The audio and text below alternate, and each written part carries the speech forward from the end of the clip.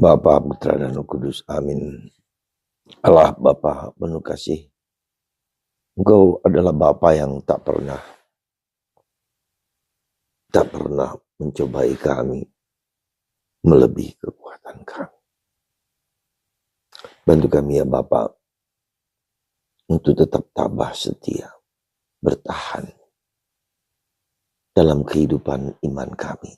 Meski pencobaan, meski kesulitan, tak jarang muncul selalu dalam hidup kami. Terpujilah namamu kini dan sepanjang segala masa. Amin. Para saudaraku terkasih, hari ini Injil bicara tentang badai, tentang tsunami kehidupan, tentang penderitaan yang luar biasa, tentang malapetaka penderitaan salib yang luar biasa. Para rasul diombang-ambingkan oleh badai, sehingga mereka takut, gentar, bahkan menuduh Yesus yang sedang tidur di buritan, seolah-olah dia dibiarkan binasa. Seolah-olah Tuhan tidak melihat, mendengar, karena dirasakan Tuhan tidur. Saudaraku terkasih, ada pengalaman yang sangat-sangat menyakitkan seperti ini. Apa saja kehidupan, entah penyakit, entah konflik yang berkepanjangan, yang seolah-olah jalan buntu dalam kehidupan kita. Kita mungkin telah berjuang dengan doa, rosario, dengan novena, dengan pergi ke gua-gua Maria, dan semua telah kita lakukan. Jalan buntu Tuhan, jalan buntu. Bagaimana kita menghadapi jalan buntu kehidupan ini yang tak dapat kita selesaikan dengan usaha, niat kita semua. Kita bisa bilang ya mungkin Tuhan akan memberikan matahari setelah malam gelap. Kita bisa bicara bahwa ada maksud Tuhan dengan peristiwa kegelapan hidup ini. Kita bisa bicara bahwa saatnya memang belum tiba. Rencana Tuhan bukanlah rencana kita. Kita boleh bicara bahwa sungguh harus dijalankan malam-malam gelap ini. Sungguh Tuhan, kita bisa bicara banyak hal untuk menghibur, menguatkan, meneguhkan kita. Ya, dan itu bukan sesuatu yang tidak mungkin. Memang benar demikian. Dua-duanya benar. Kita harus bertahan, kita harus kuat, kita harus tabah. Tapi juga kita tahu bahwa bukanlah gampang sekedar omong. Karena kita harus mengalami dari sampai darah terakhir bahkan. Ya. Nah, dan mungkin juga kita mau dibentuk oleh Tuhan menjadi pribadi yang tangguh, yang kuat. Betul juga, semua benar. Tapi ketika kita mengalami itu, kita berteriak. Bahkan orang bisa menjadi putus asa. Bahkan ada orang yang karena putus asanya menjadi apa? Ya bisa menjadi bunuh diri atau perbuatan-perbuatan yang tidak pantas. Ya kita harus mengalami, merasakan. Bisa juga kita mengatakan bahwa kita harus membuang ego kita, kesombongan kita. Yang penderitaan itu membuat kita menjadi lebih rendah hati. Bisa jadi. Dan semua itu benar. Karena itulah para saudaraku terkasih. Mungkin saya mengatakan ya cara paling simpel yang sederhana meskipun berat adalah terus berjuang, terus bertahan. Dalam bacaan ini dikatakan ketika kita bertahan, kita akan ikut memerintah.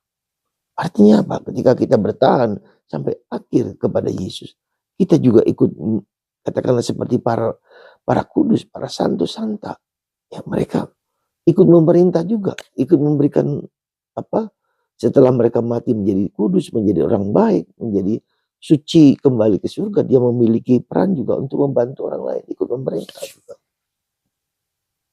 Jadi para saudaraku terkasih, ya saya hanya bilang, mari kita hadapi penderitaan ini dengan penuh iman, penuh kasih. 3 keutamaan teologal itu akan sedang membentuk kita. Menjadi pribadi yang beriman, semakin beriman. Menjadi pribadi yang penuh kasih, saling mengampuni, memaafkan diri sendiri bahkan orang lain. Menjadi pribadi yang penuh harapan. Yang berharapannya kepada Tuhan, tidak kepada yang lain. Dan fakta sudah menunjukkan bahwa ketika orang bertahan, ketika orang kuat, dia akan mempunyai daya, kekuatan luar biasa. Memberikan warta kepada dunia, warta kepada orang lain. Kristus Tuhan mendampingi hidup kita. Semoga kita tetap bertahan di dalam tsunami, dalam badai-badai kehidupan, dengan terus merendahkan diri, mengosongkan diri. Seperti Yesus mengosongkan diri dan mengampuni.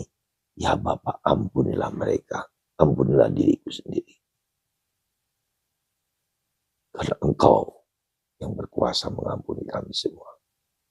Tuhan memberkati Anda dan saya dan kita semua untuk tetap kuat dan tabah. Dan yang kedua, belajar kita mendaraskan doa-doa singkat setiap hari.